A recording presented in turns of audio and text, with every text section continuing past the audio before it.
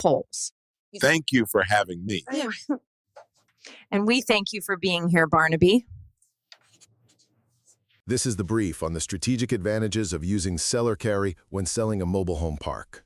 So, this strategy, it basically lets you, the owner, sidestep the traditional bank, right?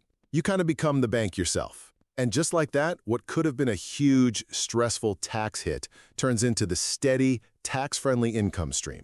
Pretty neat, huh? Okay, first takeaway. Seller carry totally flips the script on how the sale works.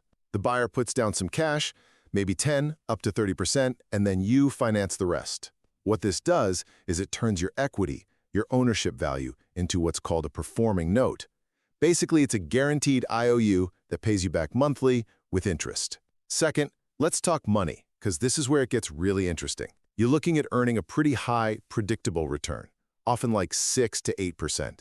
Way better than, say, a standard bank CD, right? Plus, and this is huge, you get tax deferral. So instead of paying a massive tax bill right after closing, you pay taxes bit by bit, only as those payments come in. Think of it like turning the sale into a tax-smart annuity.